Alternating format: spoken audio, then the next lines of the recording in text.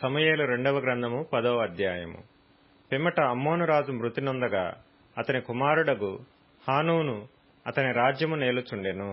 దావీదు హానూను తండ్రి అయిన నాహాషు నాకు చేసిన ఉపకారమునకు నేను హానూనునకు ప్రత్యుపకారము చేతుననుకొని అతని తండ్రి నిమిత్తము అతని నోదార్చుటకై తన సేవకుల చేత సమాచారము పంపించెను.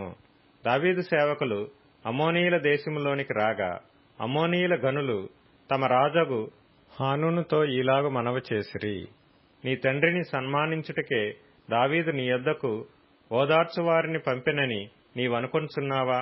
ఈ పట్టణమును నాశనము చేయవలెనని దాని శోధించుటకై వారిని అతడు వేగు నిమిత్తమే పంపించియున్నాడని నీకు తోచలేదా?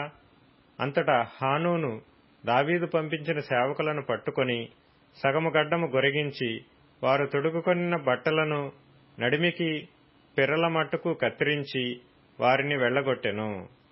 ఈ సంగతి దావీదునకు వినబడినప్పుడు ఆ మనుష్యులు బహు సిగ్గునొందిరని వారిని ఎదుర్కొనుటకై మనుషులను పంపించి, మీ గడ్డములు పెరుగు వరకు యెరికో పట్టణమందు ఆగి అటు తరువాత రండని వారితో చెప్పుడనెను.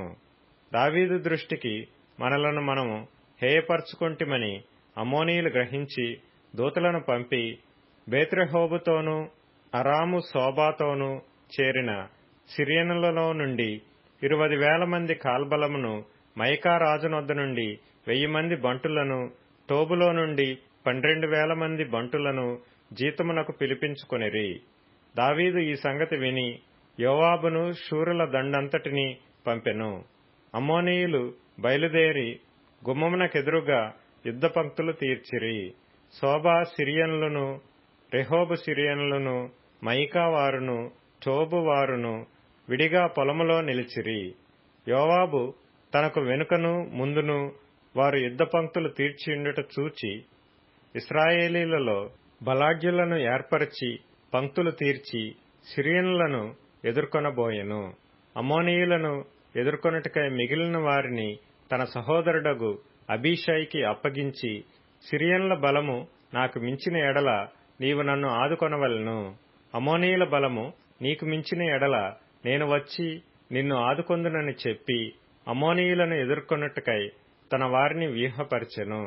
అప్పుడు ధైర్యము తెచ్చుకొమ్ము, మన జనులను మన దేవుని పట్టణములను తలంచుకొని ధైర్యము తెచ్చుకొందము.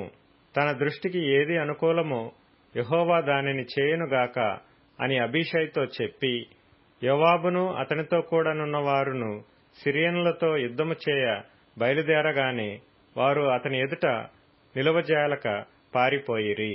సిరియనులు పారిపోవుట అమ్మోనీయులు చూచి వారును అబీషై ఎదుట నిలువలేక పారిపోయి పట్టణములో చొరబడగా యోవాబు అమ్మోనీయులను విడిచి యెరూషలేమునకు వచ్చెను.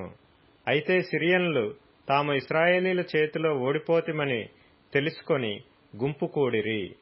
హదదెజరు నది అవతలనున్న సిరియనులను పిలువనంపగా వారు హేలామునకు వచ్చిరి. హదదెజరు సైన్యాధిపతియగు షోబకు వీరికి అధిపతిగా ఉండెను. దావీదునకు ఈ వార్త వినబడినప్పుడు అతడు ఇశ్రాయేలీలందరినీ సమకూర్చి యోర్దాను నది దాటి హేలామునకు వచ్చెను. సిరియనులు సన్నద్ధులై దావీదును ఎదుర్కొన వచ్చి అతనితో యుద్ధము కలిపి ఇశ్రాయేలీల ఎదుట నిలువజాలక పారిపోగా దావీదు సిరియనులలో 700 మంది రధికులను 40,000 మంది గుర్రపు రౌతులను హతము చేసెను. మరియు వారి సైన్యాధిపతియగు షోబకు దావీదు చేతిలో ఓడిపోయి అచ్చటనే చచ్చెను.